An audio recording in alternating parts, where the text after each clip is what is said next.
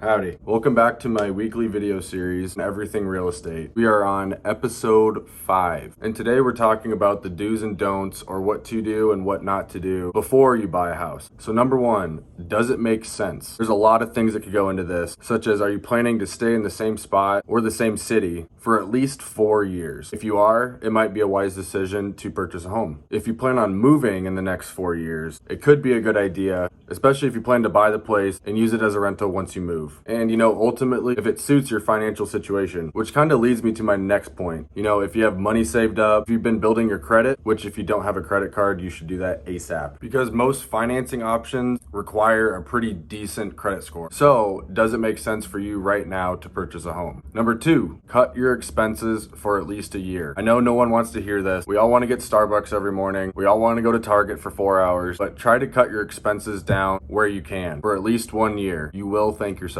because lenders look at what's called debt to income ratio. They'll look at what you owe and what your income is, and you want to make sure that debt is much lower than your income. Because if you don't, it's going to be pretty hard to get qualified for a loan unless you're buying cash. And this kind of goes into number 3, reduce your large purchases. If you're thinking of buying a house and you're thinking of buying a car in the same year, it's one or the other. Because if you purchase a car, say on January 2nd, and you want to buy a house in the middle of June, that car loan just increase your debt to income a lot, unless you're making hundreds of thousands every single year. Trust me, with this February that we've had, I have strongly considered buying a truck, but I plan to buy another house here in the next 4 months, so I have to wait a little bit. Little finance tip: buy assets before liabilities so your assets can pay for those liabilities. Do's and don'ts. Number 4, hold your job during this time. On January 1st, 2021, if you made the decision, I want to buy a house in the next year, do not change jobs. Your lender is going to look at your work history, your income, and your tax returns. If they see on there that you have moved jobs 6 or 7 times in the last 2 years, to the bank, that may look a little risky. So if you're planning to buy a house soon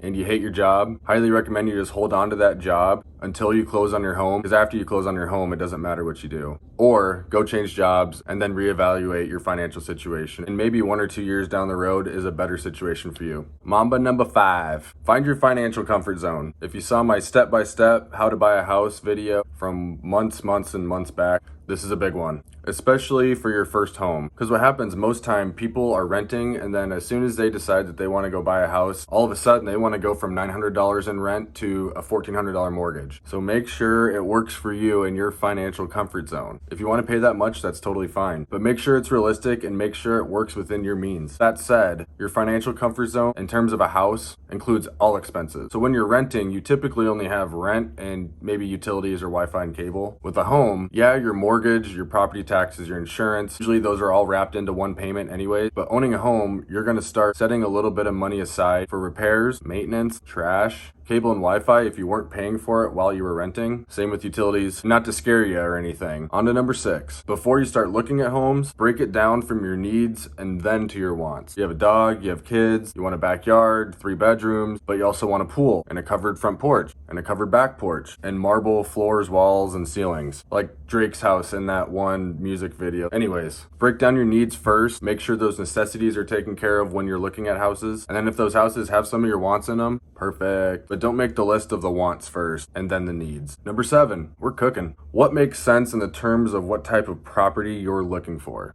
Does your dog need a backyard? Or are you okay with a condo or townhome with no backyard? Or are you going to house hack and buy a duplex? If you really want that $200,000 single family home, but down the road there's a $150,000 condo that fits all your needs and all your wants, but that $200,000 single family home is really nice. This kind of goes back into your financial comfort zone, but really evaluate what makes sense for you in terms of what type of property that you're looking for. Do you work a lot? Do you travel a lot for work? As soon as you come home, is the last thing you want to do mow the lawn or shovel snow? Maybe a condo or townhome would be better for you. If you want to make a little rental income while you're living in the property, maybe a duplex works for you. Or if you just want to look like the average American homeowner and live in the burbs in a big neighborhood with lots of neighbors and trees, parks down the street, then probably a single family home would be best for you. Make sure it makes sense for you.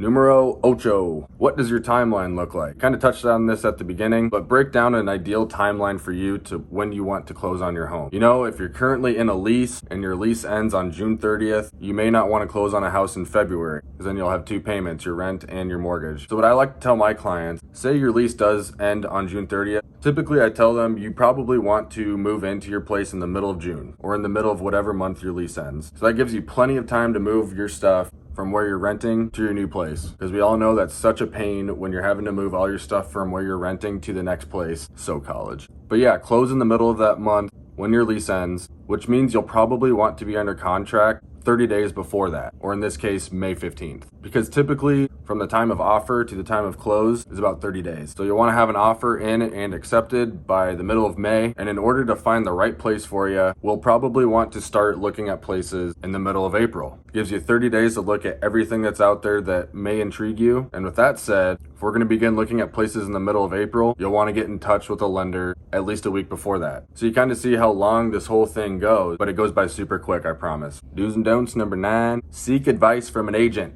especially a buyer's agent. Real estate myth: you do not owe buyer's agents any money. They work for you for free. So seek advice from an agent as soon as you can. It will save you a lot of time, a lot of stress, and you really just don't want to go through this alone. If you don't owe an agent anything anyways, what does it hurt to at least go talk to someone? Because we have resources everywhere, no matter what type of property you're looking to buy. We have lenders, we have inspectors, we have contractors, we have electricians, we have plumbers, we have everything under the sun in order to help you have a good and positive experience in buying your first home or your second home, or your third home, or your fourth. Anyways, and the final tip I've got for you, number 10, enjoy this process. Harness the stress. I promise it's not as stressful as you think. It's a fun time. It's okay to be stressed in the beginning, but not one client of mine in the past has ever reached out to me afterwards and said that was the worst thing ever. I'm never doing that ever again. Seek guidance, get a plan going, and you've got this whole thing ready to rock and roll. But anyways, see you next week.